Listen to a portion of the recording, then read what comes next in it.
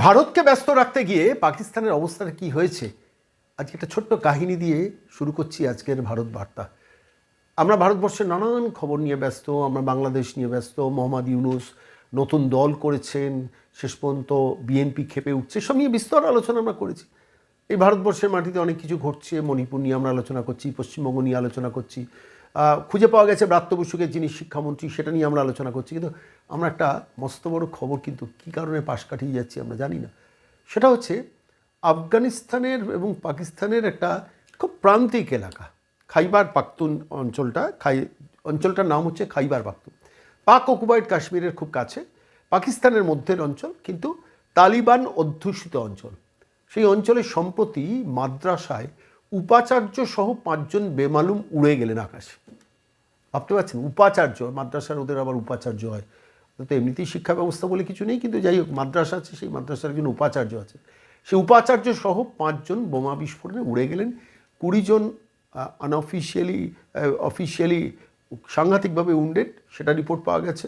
এবং পরবর্তীকালে জানা যাচ্ছে মৃতের সংখ্যা বহু এবং আহতর সংখ্যা শতাধিক। সেই মাদ্রাসার মধ্যে আত্মঘাতী বোমায় শেষ পর্যন্ত উড়িয়ে দিল তালিবানরা।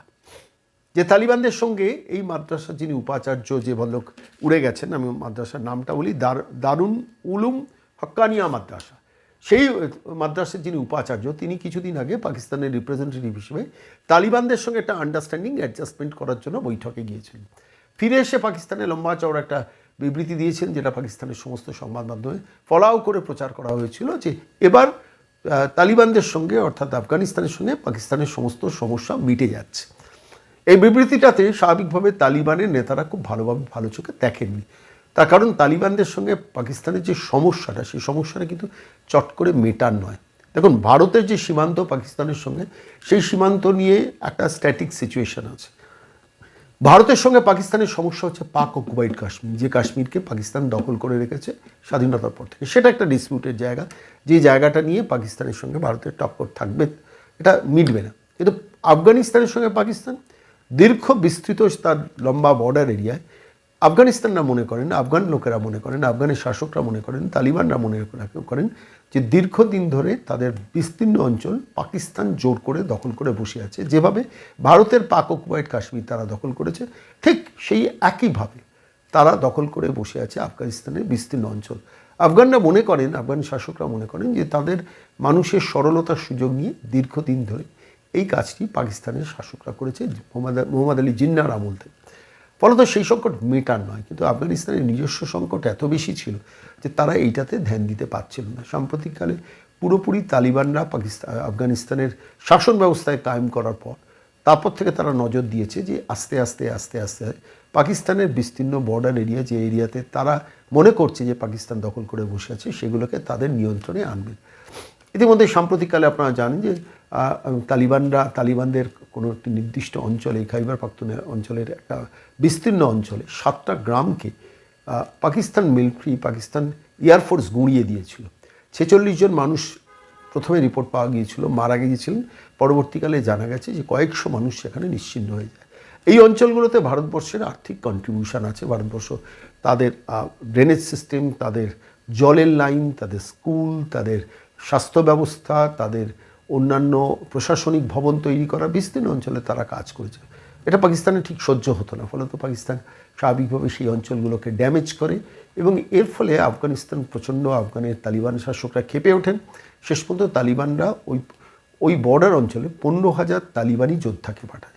এবার তালিবানি যোদ্ধার সঙ্গে পাকিস্তান মিলিটারির তফাৎটা হচ্ছে, তালিবানি যোদ্ধারা মিলিটারিলি ইকুইপড সেটা কিন্তু পাকিস্তান অনেক বেশি। কিন্তু তালিবানি যোদ্ধাদের একটা ইউনিক দিক হচ্ছে যে they can go to any extent. তারা যদি মনে করেন যে আমি 10টা মানুষ গিয়ে পাকিস্তানের এই অঞ্চলটাকে আমরা শেষ করে দিতে পারি, তারা কিন্তু এই 10 জন তাদের কম ইকুইপমেন্ট নিয়েও তারা কিন্তু পেনিট্রেট করে দেবে, এবং এই পেনিট্রেশনটা মারাত্মক। তারা যদি মনে করে আমি ধ্বংস করব, আমি আমার নিজের প্রাণের বিনিময়ে, তারা সেটা কার্পণ্য করে না। ঠিক এই ক্ষেত্রে কিন্তু খাইবার পাখতুন প্রদেশে দারুল উলুম হক্কানিয়া মাদ্রাসা ঠিক সেই ঘটনাটা ঘটল। সরাসরি আত্মঘাতী বোমা পুতলেন, এবং সেখানকার যে মাদ্রাসার যিনি উপাচার্য, সেই উপাচার্য সহ একাধিক ব্যক্তিকে উড়িয়ে দিল। ফলত স্বাভাবিকভাবে পাকিস্তান বুঝতে পেরেছে যে আফগানিস্তানকে নিয়ে পাকিস্তানের খেলা কিন্তু মুশকিল, ভারতবর্ষ নয়। ভারত কিন্তু অনেক ধৈর্য সহকারে যে কোনো এই ধরনের অ্যাকশনের রিয়াকশনটা দেয়।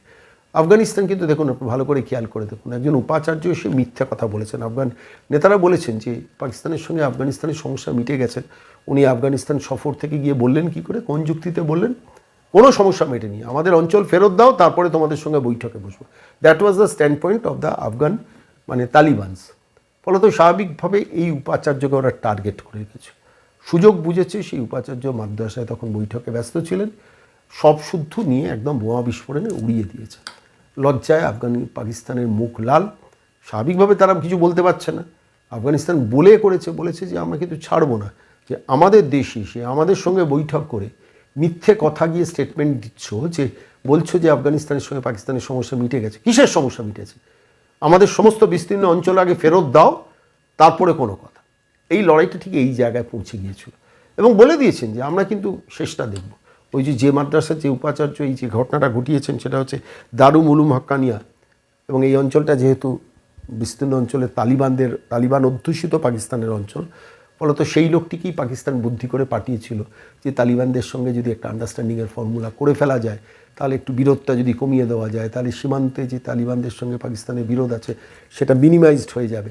এবং সেই লক্ষ্যেই উপাচার্যকে পাঠিয়েছেন। উপাচার্য ফিরে এসে পাকিস্তানি শাসক শাহবাজ শরীফদের খুশি করার জন্য ওই স্টেটমেন্টটা দিয়েছিলেন যে সমস্যা মিটে যাবে, আমি যা যা করে এসেছি, কোনো চিন্তা করার নেই, আগামী দিনে তালিবানদের সঙ্গে আফগানিস্তানে কোনো সমস্যা হবে না। বাস্তব অবস্থাটা কিন্তু তা ছিল না।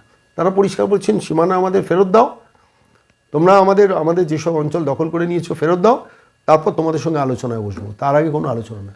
অথচ ওই উপাচার্য উল্টো রিপ্রেজেন্টেশনটা করেছেন, তার প্রতিশোধটা কিন্তু তালিবানরা নিয়ে নিল। উপাচার্য সহ মাদ্রাসার বিস্তীর্ণ অঞ্চল একদম বোমায় উড়ে বেরিয়ে গেল। খবরটা ইন্টারন্যাশনাল নিউজ এজেন্সি কেউ করেছে।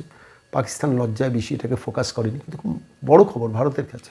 তার কারণ আফগানিস্তানের সঙ্গে পাকিস্তানের সমস্যা বেঁচে থাকলে পাকিস্তান কিন্তু ভারতবর্ষকে ডিস্টার্ব করার আগে 10 বার ভাববে। কেন তাদের আফগানিস্তান বর্ডারে তাদের এখনও হাজার হাজার সৈন্যকে ডিপ্লয়েড রাখতে হচ্ছে, শুধুমাত্র তালিবানদের মোকাবিলা করার জন্য, আফগানদের মোকাবিলা করার জন্য। সেটা তারা যদি সরিয়ে নিয়ে আসতে পারে, তাহলেই এই পাক অকুপাইড কাশ্মীর থেকে শুরু করে রাজস্থান, হরিয়ানা, গুজরাট বিস্তীর্ণ অঞ্চলে যে ভারতবর্ষকে ডিস্টার্ব করার যে প্ল্যান পাকিস্তানে, সেটা অনেকটা ব্যাহত হবে। ঠিক সেই জায়গায় কিন্তু এই ঘটনাটা ঘটলো, এবং এই ঘটনাটা কিন্তু আগামী দিনে আরও ব্যাপক আকারে ঘটবে, সেটাও কিন্তু আফগান নেতারা ইতিমধ্যে জানিয়ে দিয়েছেন প্রকাশ্যে।